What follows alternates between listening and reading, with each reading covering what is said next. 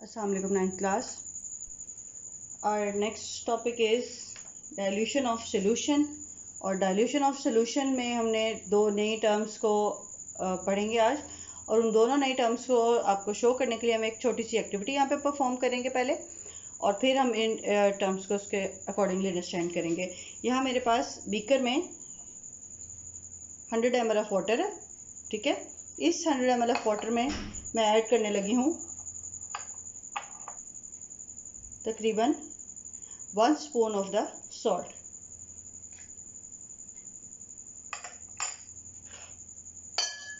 आप कहेंगे वही पुराना सोल्यूशन है जो हमने इससे पहले भी बनाया है, लेकिन इस पुराने सोल्यूशन के साथ आप एक नई टर्म सीखने वाले हैं। एंड यू नो कि ये 1 टेबल स्पून ऑफ सॉल्ट इसमें जो है आसानी से डिज़ोल्व हो जाएगा और वो कहलाएगा एक्वा सोल्यूशन, ठीक है, एक्वा सोल्यूशन। और अगर हमने according to the previous topic उसे कहें तो वो होगा अनसैचुरेटेड सोल्यूशन, और अगर उसके बॉटम में आपको अनडिजॉल्व पार्टिकल्स नज़र आ रहे हुए तो वो होगा सैचुरेटेड सोल्यूशन, ठीक है। सो अब इसी तरह का सोल्यूशन इसको मैं ऐड कर देती हूँ यहाँ पे हमारे पास मौजूद फ्लास्क में।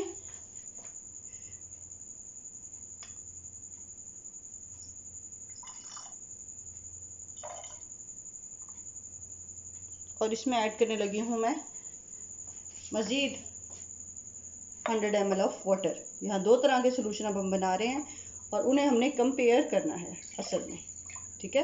ये इसमें ये करके मैंने रखा है 100 ml ऑफ वाटर, और इस 100 ml ऑफ वाटर को मैंने फिर से इसी बीकर में डाल दिया है, और अब मैं इसमें ऐड करूँगी 2 टेबलस्पून ऑफ सॉल्ट। अब ये 2 टेबलस्पून ऑफ सॉल्ट भी आपको पता है इसमें डिज़ोल्व हो जाएंगे। 100 ml ऑफ वाटर है, पहले जो हमने एक्सपेरिमेंट परफॉर्म किया था वो 50 ml ऑफ वाटर के साथ था, ठीक है। सो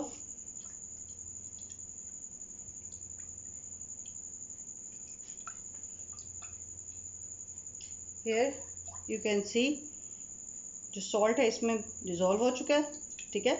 अब हमारे पास दो तरह के सोल्यूशन हैं। अगर हम फर्स्ट वन को कहें सोल्यूशन ए, तो उसमें था 100 ml of water with 1 tablespoon of salt, और अगर इसको कहें सोल्यूशन बी तो इसमें भी 100 ml ऑफ वाटर है with the 2 tablespoon of salt. तो जो पहला सोल्यूशन है वो इसके कंपैरिजन में है डाइल्यूट सोल्यूशन।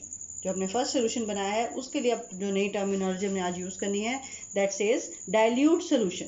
तो ये क्या है, ये रिलेटिविटी की बेस पे टर्म है जो सॉल्यूशंस के दरमियान यूज़ होती है। ये है डाइल्यूट सोल्यूशन, और इसके लिए जो टर्म यूज़ होगी दैट इज़ कंसनट्रेटेड सोल्यूशन, ठीक है, जिसमें ज़्यादा अमाउंट ऑफ सॉल्ट है। ऑल्दो इसमें कुछ सॉल्ट अनडिजॉल्व फॉर्म में भी है, लिहाजा इसको आप सैचुरेटेड सोल्यूशन भी कह सकते हैं, लेकिन as comparison to the solution one this will called a concentrated solution. पहला सोल्यूशन जिसमें 1 टेबलस्पून ऑफ सॉल्ट सोल्यूट था उसको हम कह रहे हैं डाइल्यूट सोल्यूशन, और दूसरा सोल्यूशन इसमें 2 टेबलस्पून ऑफ सॉल्ट है उसको हम कह रहे हैं कंसनट्रेटेड सोल्यूशन, ठीक है। अब ये दोनों सोल्यूशन और ये दोनों टर्म्स जो हैं हमेशा एक दूसरे के रिलेटिवली यूज होंगे, ठीक है। तो इसमें इम्पॉर्टेंट यहाँ पे इसके साथ डेफिनेशन, और सेकंड पॉइंट कि आप अगर इसमें जो डाइल्यूट सोल्यूशन है उसमें आप मज़ीद सॉल्ट ऐड कर दें तो वो क्या बन जाएगा, वो भी कंसनट्रेटेड सोल्यूशन बन जाएगा। और जो आपके पास कंसनट्रेटेड सोल्यूशन है अगर आप इसमें मज़ीद वाटर ऐड कर दें तो क्या बन जाएगा, वो डाइल्यूट सोल्यूशन बन जाएगा, ठीक है। तो ये जो टर्म्स हैं डाइल्यूट एंड कंसनट्रेटेड की, ये एक दूसरे के रिलेटिवली यूज़ होती हैं, एज कंपैरिजन यूज़ होती हैं, ठीक है।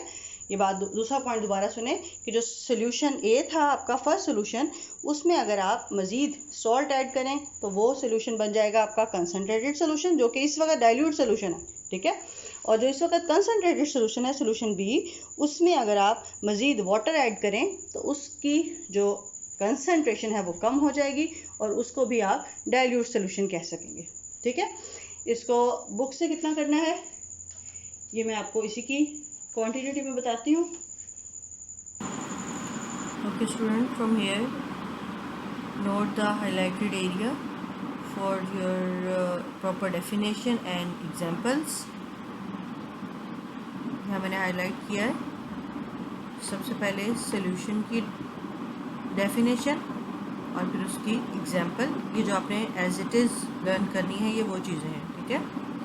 उसके बाद एक्वस सॉल्यूशन की डेफिनेशन, उसकी एग्जांपल, और सॉल्यूट की डेफिनेशन, उसकी एग्जांपल, और जो सॉल्वेंट की डेफिनेशन है और जो आपने एग्जांपल सॉल्यूट में हाईलाइट की है यही आप सॉल्वेंट में भी लिख सकते हैं, क्योंकि इसमें सॉल्यूट एंड सॉल्वेंट दोनों लिखे हुए हैं। नहीं तो इसके साथ भी एग्जांपल दी गई है, सॉल्वेंट के साथ आप वो भी लर्न कर लें, ठीक है। उसके बाद आज वाले टॉपिक में से सैचुरेटेड सॉल्यूशन की डेफिनेशन यहाँ पे है और जो इसकी एग्जांपल है वो लास्ट में है सुपर सैचुरेटेड सॉल्यूशन वाले पैराग्राफ में। उसके बाद अनसैचुरेटेड सॉल्यूशन की डेफिनेशन और सुपर सैचुरेटेड सॉल्यूशन की डेफिनेशन मैंने यहाँ पे हाईलाइट कर दी है, ठीक है। आप अपने बुक पे भी हाईलाइट कर लें और इसको एज इट इज़ लर्न करें।